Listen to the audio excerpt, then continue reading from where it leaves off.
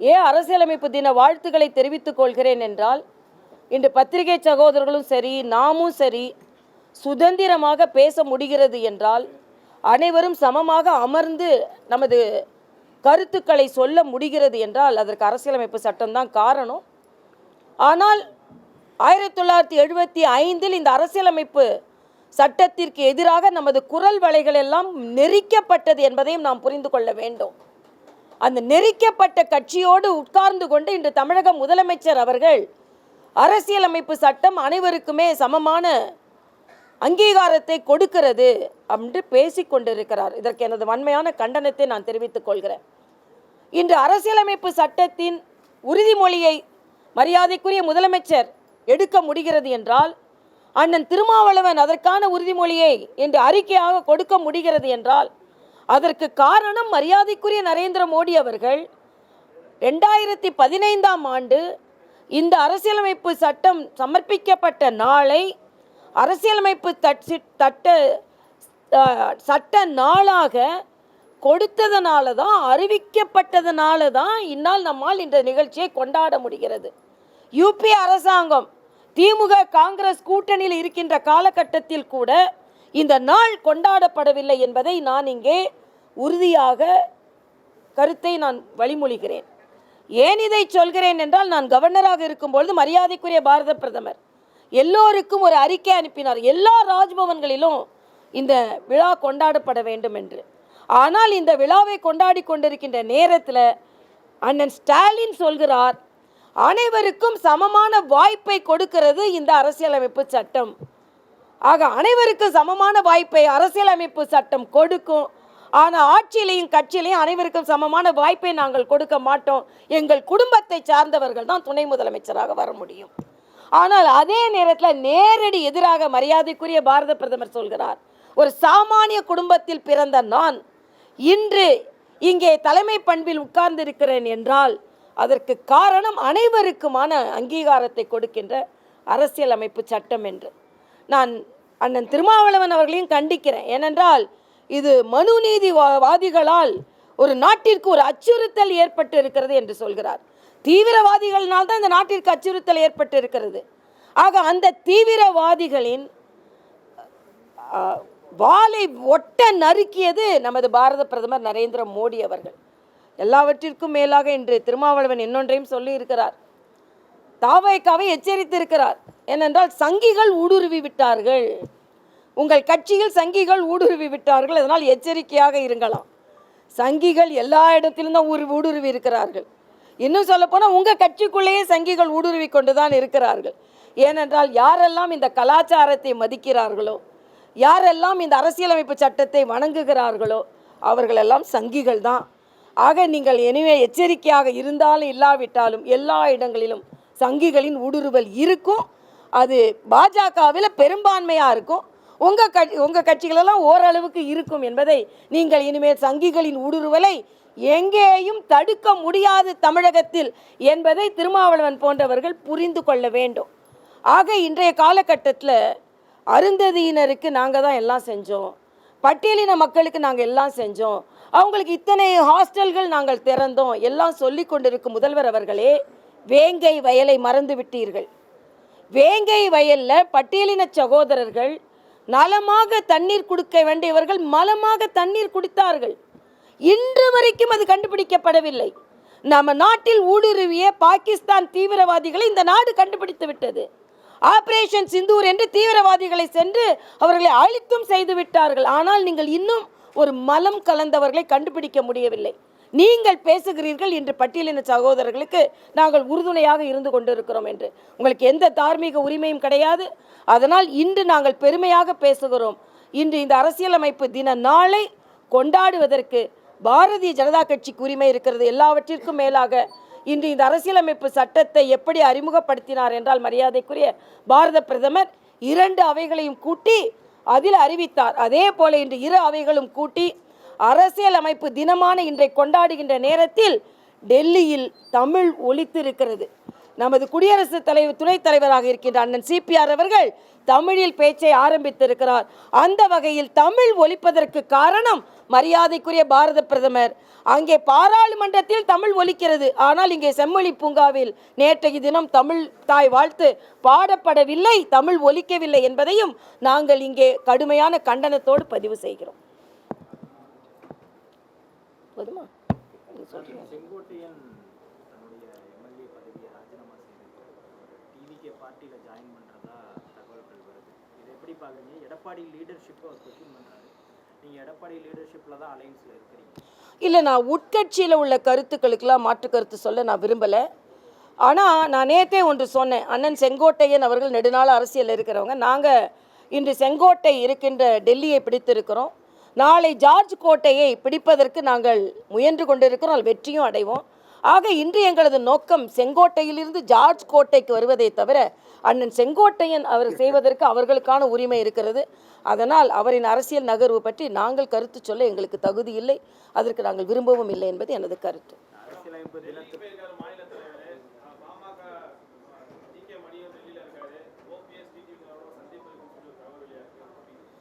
இல்லை, டெல்லியில் எங்கள் மாநில தலைவர்களின் கூட்டம் இருக்குது, அதுக்கு தான் சென்றிருக்கிறார். அதனால தான் நாராயணன் வந்து இன்றைக்கி சொன்னதுக்கு காரணம், மாநில தலைவர்களின் கூட்டம் இருக்குது, நானும் மாநில தலைவராக இருந்திருக்கேன், கூட்டத்துக்கு அடிக்கடி கூப்பிடுவாங்க, அதுக்கு தான் அவர் சென்றிருக்கிறார். உடனே எங்கே ஏதோ அவர் கூட்டம் நன்றாக நடக்கிறது, ஒரு சுற்றுப்பயணம் மிகச் சிறப்பாக நடைபெற்று கொண்டு இருக்கிறது, ஆனால் அந்த சுற்றுப்பயணத்தில் ஏதோ பிரச்சனை, அதனால் அவர் சென்னைக்கு அழைக்கப்பட்டிருக்கிறார் என்று நேற்றிலிருந்து ஒரு பொய்யான தகவல் பரவி கொண்டு இருக்கிறது. அதைக்காகத்தான் அந்த தகவல்லாம் இல்லை, நேர்மறையான அரசியல் நடந்து கொண்டு இருக்கிறது என்பதை வலியுறுத்துவதற்காகத்தான். இல்லை, அலையன்ஸ் அதாவது பேசலாம், பேசாமல் இருக்கலாம், தேர்தல் நெருங்க வரலாம். பட் நீங்கள் சொல்கிற மாதிரி அதிகாரப்பூர்வமான தகவலுக்கெல்லாம் நான் பதில் சொல்ல முடியாது. யார் வேணாலும் டெல்லிக்கு போகலாம், டெல்லிக்கு போனாலே உடனே கூட்டணி பேசுவதற்காகத்தான் என்று சொல்வது சரியில்லைன்றது எனது கருத்து.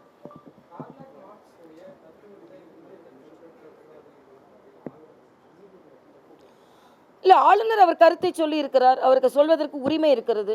அதனால் இன்னொரு ஆளுநரின் கருத்தை நான் வந்து அது கருத்து சொல்ல விரும்பலை, அவ்வளவுதான். நான் சட்டத்துறை அமைச்சர் நேற்று எல்லாமே பொய்யா பேசினார். அவர் என்ன சொன்னார், சீனாவுக்கு இருக்கும்போது தேசத்தை முன்னிறுத்தினாங்களாம் திமுக. அடைந்தால் திராவிட நாடு, இல்லை என்றால் சுடுகாடு என்று சொல்லி கொண்டிருந்தவர்கள் ஏன் அதை நிறுத்தினாங்கன்னா, தேசத்துக்கு எதிராக பேசினால் தேச விரோத சட்டம் பாயுன்னு சொன்னதுனால அதை நிறுத்தினாங்க. ஆனால் ஏதோ சீனாவுக்கு உதவி செய்யும் பொழுது இந்த ஒரு கட்சி தான் அதுக்காக உதவி செஞ்சதுன்னு தான் பேசுகிறாரு. அதே மாதிரி இன்னைக்கு ஹிந்தியை தூக்கி பிடிப்பது யாருன்னு கேட்குறேன். நான் ஒரே ஒரு கேள்வி கேட்குறேன், இன்னைக்கு தம்பி கேட்டலாம். நேராக திராவிட முன்னேற்ற கழகத்தை சார்ந்தவர்கள் நடத்துகின்ற பள்ளிகளுக்கு போங்கப்பா, ஹிந்தி சொல்லி கொடுக்குறாங்களா இல்லையான்னு சொல்லுங்கள். இதே ரகுபதி அவர்கள் அங்கே ஹிந்தி சொல்லி கொடுக்கலன்னு எனக்கு உறுதி சொல்லட்டும், அப்புறம் நான் அவருக்கு பதில் சொல்கிறேன். யார் இந்தியை தூக்கி பிடிக்கிறார்கள்? அதே மாதிரி தான் அவங்க பேசிக்கொண்டே இருப்பார்கள். இன்னைக்கு யாரும் இந்தியை திணிக்கலை, ஹிந்தி திணிக்கவில்லை, ஹிந்தி திணிக்கிறோம் என்று திணிக்கிறார்கள் அவர்கள் அந்த வார்த்தையை. எங்கேயுமே ஹிந்தி திணிக்கலை. மூன்றாவது மொழி படிப்பதுனா கூட யாரோட தாய்மொழியை படித்து கொள்ளலாம். அப்படி இருக்கும்போது இவர்கள் சும்மா பேசிக்கொண்டே இருக்கிறார்கள். இன்னைக்கு அவங்களுக்கு நல்லா தெரிஞ்சிருச்சு 2026 வீட்டுக்கு போகிறோம் என்று, அதனால் எதையெல்லாம பேசிக்கொண்டு இருக்கிறார்கள். அவ்வளோதான் என்னால் சொல்ல முடியும்.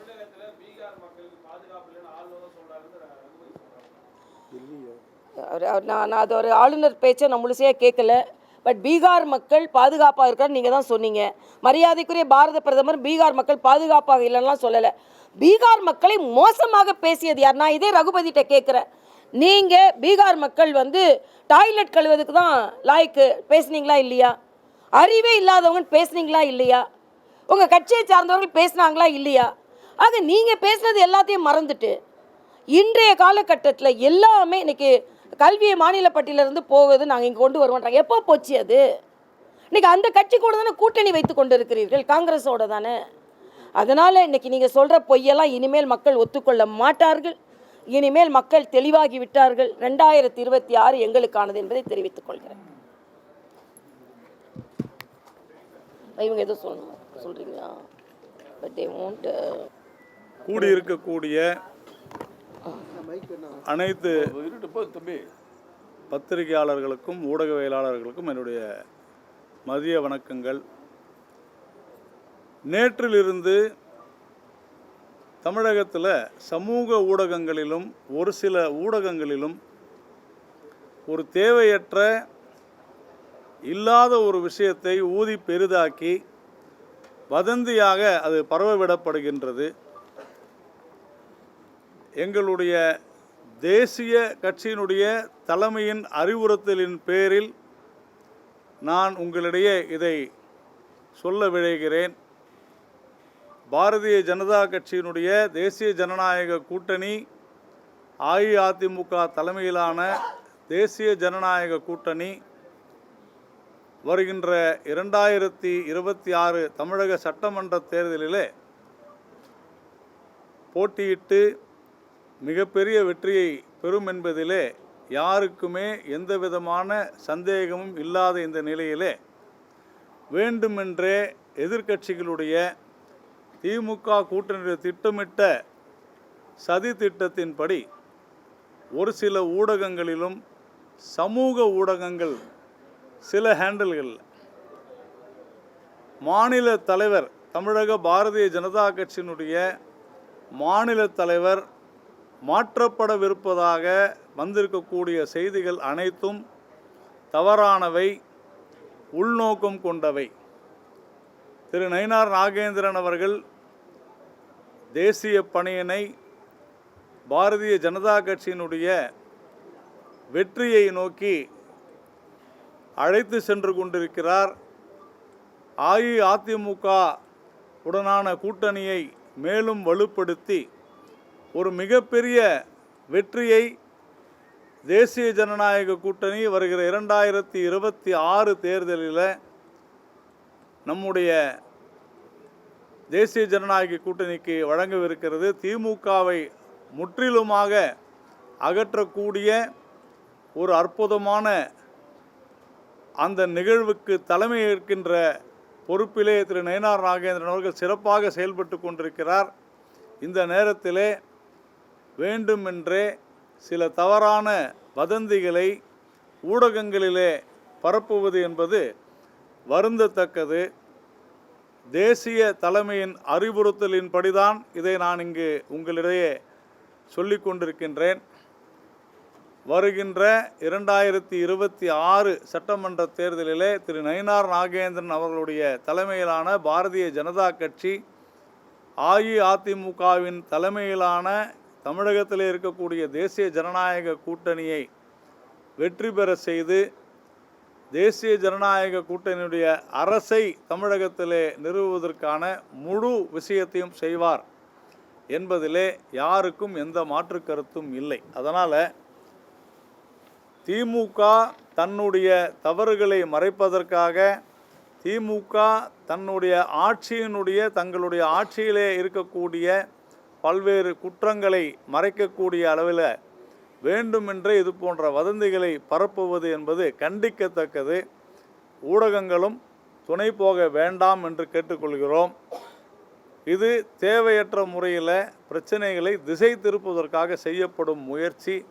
திரு நயினார் நாகேந்திரனுடைய தலைமையில் பாஜக வெற்றி பெறும் என்பதில் நாம் உறுதியாக இருக்கிறோம். இதை சொல்வதற்குத்தான் நான்